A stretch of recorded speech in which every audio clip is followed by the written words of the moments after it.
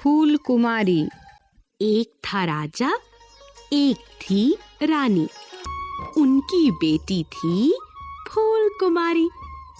जब फूल कुमारी खुश होती, जोर जोर से हंसने लगती।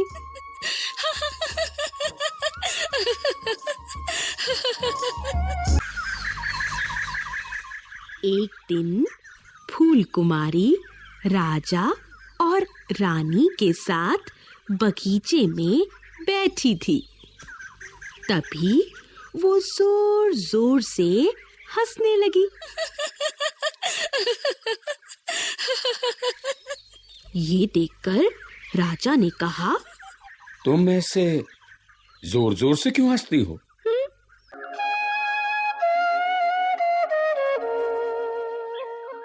ये सुनकर फूल कुमारी उदास हो गई। अब वो न तो हंसती थी, न खेलती थी और न नाचती गाती थी। वो उदास रहने लगी।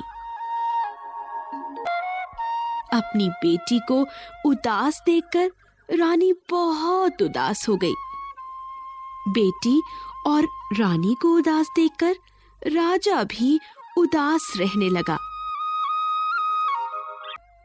एक दिन राजा बहुत उदास बैठा था। उसके पास एक आदमी आया और बोला, महाराज, सब फूल मुरझाने लगे हैं। वे उदास हो गए हैं। एक और आदमी आया। वो बोला, महाराज, सब चिड़ियां उदास हो गई हैं।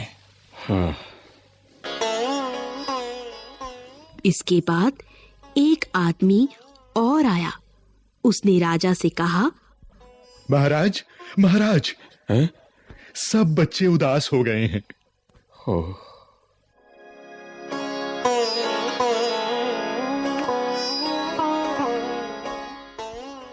ये सुनकर राजा सोचने लगा। फूल कुमारी, फूल, चिड़ियां और बच्चे सभी उदास हो गए हैं। राजा और रानी ने अपनी बेटी से कहा, हंसो बेटी। हंसो। पर फूल कुमारी नहीं हंसी। वो अब भी उदास थी। राजा ने मंत्री से कहा, हमारी बेटी बहुत उदास रहती है। जाओ, सबसे कह दो, जो फूल कुमारी को हंसा देगा, हम उसे बहुत इनाम देंगे। जी। राजकुमारी तो हंसी नहीं रही बिल्कुल, हैं? कि जाने क्या होगा पता नहीं, इनाम जाने किसको मिलेगा पता नहीं। ये सुनकर बहुत से लोग आए। भालू वाला आया।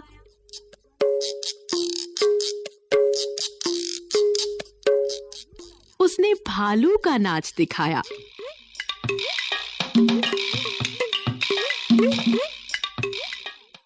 बंदर वाला आया।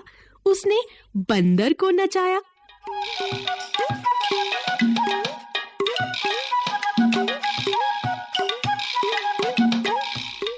नाच देखकर सब लोग हंसे।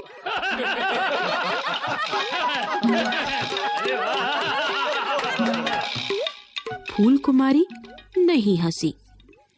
तभी एक और तमाशे वाला बकरे पर बैठकर आया। वो आते ही नाचने लगा। उसे देखकर बकरा नाचने लगा।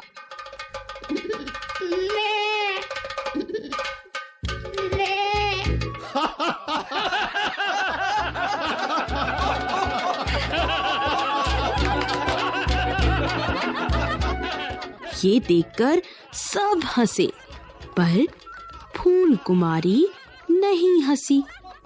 नाचते नाचते तमाशे वाले की टोपी गिर गई। उसने टोपी उठाई तो दाढ़ी गिर गई।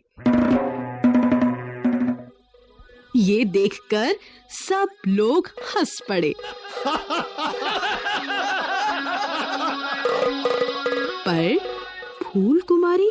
फिर भी नहीं हंसी। जब तमाशे वाले ने अपनी दाढ़ी उठाई तो उसका मोटा सा पेट गिर पड़ा। ये देखते ही फूल कुमारी जोर से हंस पड़ी।